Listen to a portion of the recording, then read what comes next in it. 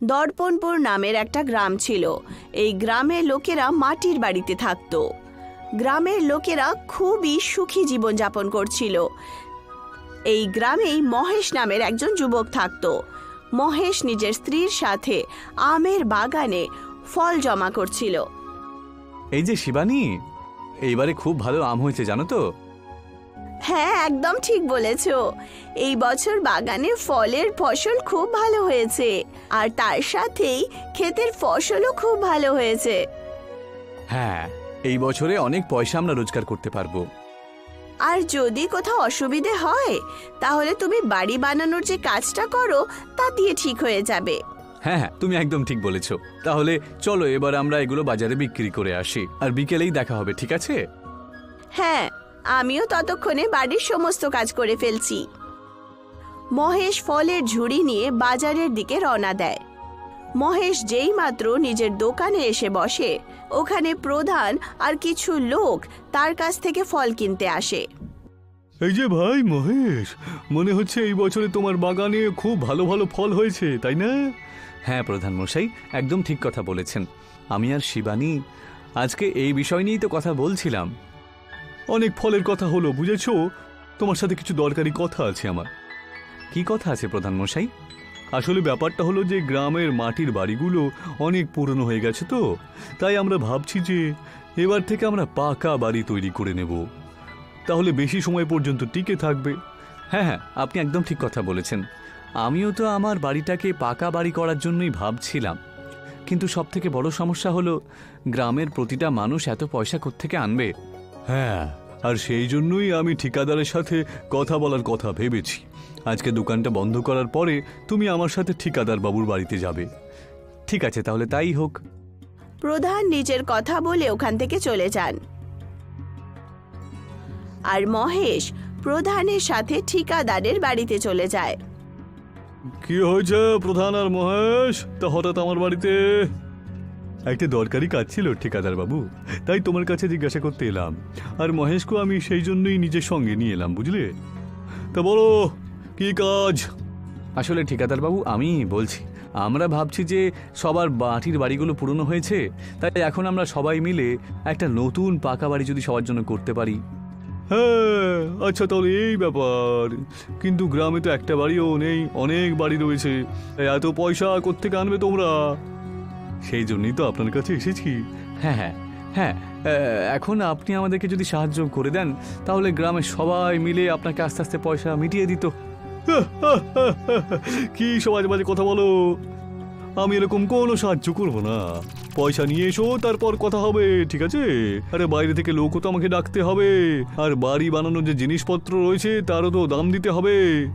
ঠিকাদার বাবু, লোকজন তো আমরা গ্রামেই পেয়ে যাব, আর কিছু পয়সা আমরা জড়ো করে দিতেও পারবো। আপনি আরেকবার ভেবে দেখুন না দয়া করে, আর আমাদের সাহায্য করুন। ছা, এসব বাজে বাজে বন্ধ করে দাও। তোমাদের সাথে ভালো করে কথা বলার চেষ্টা করছি, সেই জন্য তো সুযোগ নিচ্ছ না। আমি সব করবো না। পয়সা আনবে তবেই কথা হবে, নাহলে কিচ্ছু হবে না। এবার যাও এখান থেকে। একবার ভেবেই দেখুন না ঠিকাদার বাবু, কোনো না কোনো উপায় তো থাকবেই, কারণ এরপর যখন বৃষ্টি হবে সবার খুব সমস্যা হবে, কিছু না কিছু সাহায্য তো করতে হবে, তাই না? হ্যাঁ, ঠিকই কথা বলেছো যে লোকজন আর বাঁচতে অসুবিধা হবে। প্রতি বছর যখন সবার সমস্যায় রয়েছে, তাহলে সবাইকে বলো যে সবার কাছ থেকে 1-1 বিঘা জমি আমাদেরকে দিয়ে দিতে। কি বলো? মহেশ, চলো আমরা চলে যাই এখান থেকে। আমি বুঝতে পেরেছিলাম যে এরকমই কিছু পাবো আমরা উত্তর, কিন্তু তাও একবার চেষ্টা করার কথা ভেবেছিলাম, তাই তোমাকেও এইসব দিন দেখতে হলো। কিন্তু প্রধান মশাই। প্রধান মহেশকে ইশারা করে দেয়, আর মহেশ নিজের শব্দ পিষে খেয়ে নেয়। ঠিকাদারের কথা শুনে মহেশ খুব উদাস হয়ে যায় আর নিজের বাড়িতে চলে যায়। শিবানী তার চেহারায় এই উদাসতা দেখে তাকে জিজ্ঞাসা করে, আরে গো, কি হয়েছে? কথা কি বলো? কিছু না শিবানী, শুধু এই ঠিকাদার বাবুর কথাগুলো শুনে আমার খুব কষ্ট হচ্ছে। এরকম কি বলে দিলেন উনি? গ্রামের লোকেদের সাহায্য করার জন্য ঠিকাদার বাবুকে বললাম, আর উনি আজেবাজে কথা বলে আমাদের তাড়িয়ে দিলেন। এই বর্ষাকাল আসতে চলেছে, সবার বাড়ি একেবারে পুরনো হয়ে গেছে, জানি না এরপর কি হবে। তোমার মন খুবই সরল সোজা, তুমি সমস্ত গ্রামবাসীদের জন্য এত ভাবো। ভগবান করুক যে তুমি এই পরিস্থিতি পার করার শক্তি পাও। গ্রামবাসীদের জন্য কিছু করতে পারলে ভালো হতো। এখন ঘুমিয়ে পড়ো, এইসবের ব্যাপারে কালকে ভেবো। ঠিক আছে শিবানী, এছাড়া আর কি করতে পারি বলো? মহেশ ঘুমিয়ে পড়ে আর সে একটা স্বপ্ন দেখে। স্বপ্নে মহেশ একটা আমের গাছের কাছে আম তুলছিল, আর সেই আমটা খুলে দেখতে পায় যে তার ভেতরে একটা কাচের বীজ রয়েছে। কাচের বীজ সে মাটিতে পুঁতে দেয়, আর ওখানে একটা গাছ চলে আসে যার মধ্যে কাঁচ ঝুলেছিল, যেন সেই গাছের ওপরে কাঁচ ফলের মতো ফসল হলো।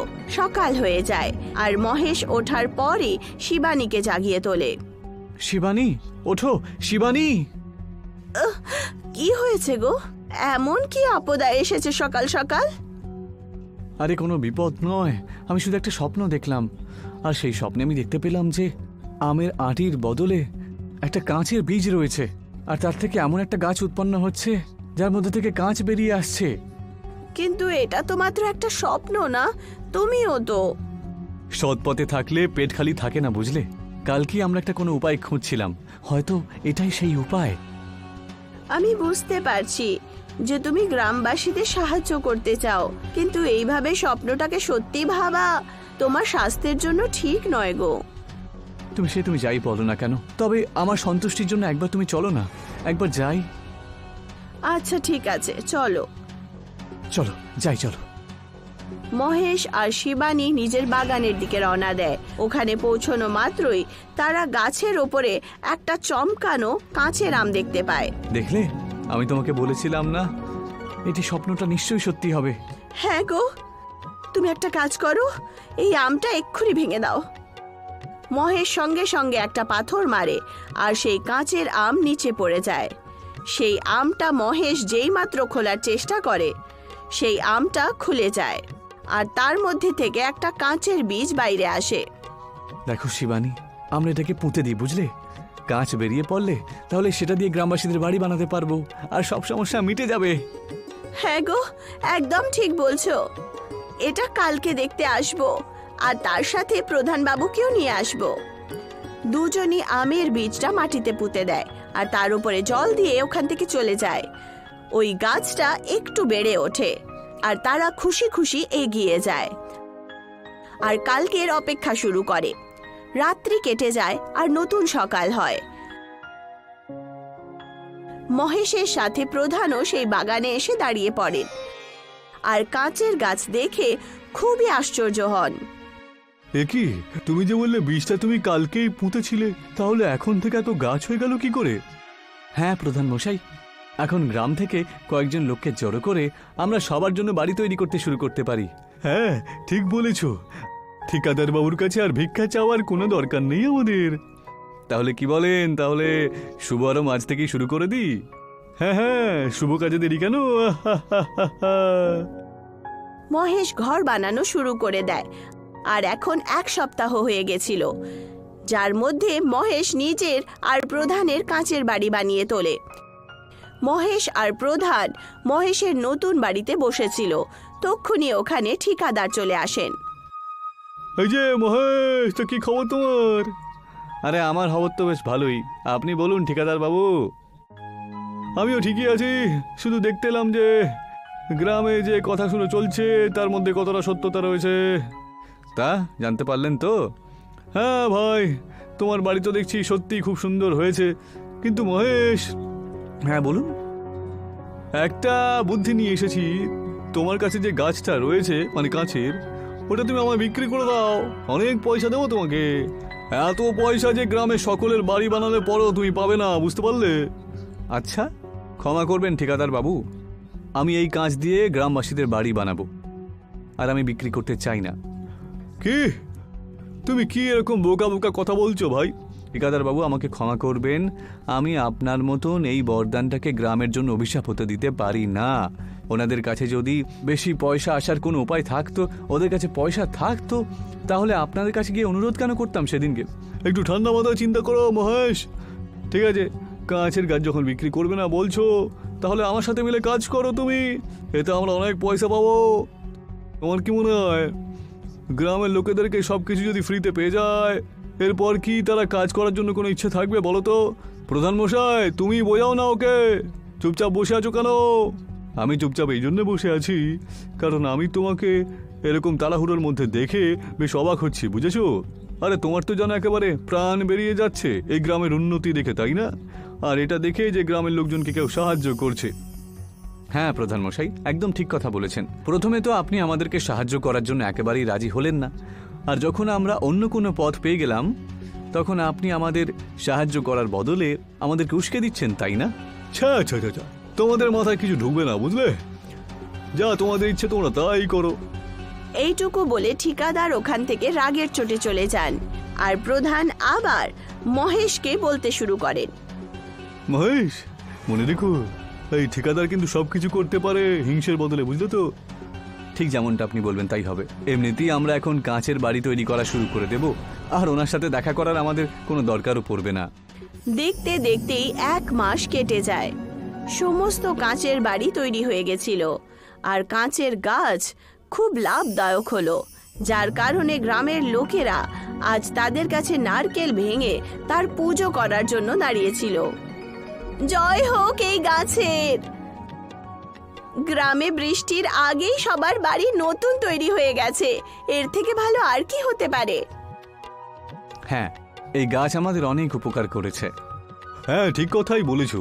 এই গাছটা আমাদের উপর অনেক উপকার করেছো, কিন্তু একটা কথা মনে রেখো, শুধু বরদান দিয়ে কিন্তু সবকিছু হয় না। সেই বরদানটা কোন ব্যক্তির হাতে পৌঁছেছে সেটাও গুরুত্ব রাখে, বুঝতে পেরেছো?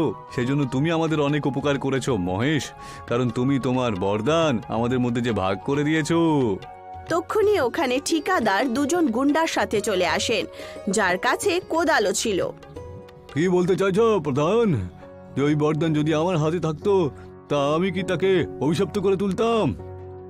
আমি তো আপনার নাম তো নিইনি, কিন্তু আপনি এক্ষুনি নিজে যে কথা নিজের পরিচয় দিলেন সেটা কিন্তু কিছু ভুল বলেননি বটে। এই কুড়ুল নিয়ে এই 2 জন বাজে ছেলেকে নিয়ে এখানে কি করছেন বলুন তো? খুব কথা বলিস তো তুই। আরে বেশি কথা বললে গলা উড়িয়ে দেবো কিন্তু। হ্যাঁ, আরে না না না ভাই না, আমরা এখানে শুধুমাত্র গাছটা কাটতে এসেছিলাম, আর যদি মাঝখানে কেউ না আসে তাহলে হাতাহাতি কিছু হবে না। যেমন আপনি বলবেন ঠিকাদার বাবু। ঠিকাদার আর গুন্ডারা জোরে জোরে সেই গাছের ওপরে কুড়াল মেরে দেয়, আর সবাই ভয়ের চোটে পেছনে চলে যায়। হঠাৎ করে চারদিক থেকে কাঁচের দেয়াল ওদেরকে বন্দি করে নেয়। বাঁচাও, এই বাঁচাও! আরে এই কাঁচের দেওয়ালের মধ্যে হাত পিটিয়ে কি করছে ঠিকাদার বাবু? জানি না ভাই, জানি না, কিন্তু খুব মজা লাগছে আমার। এইভাবেই কাঁচের গাছ আবার একবার গ্রামকে বাঁচিয়ে তোলে, আর সবাই প্রচন্ড হাসি খুশি ভাবে নিজের নিজের কাঁচের বাড়িতে থাকতে শুরু করে।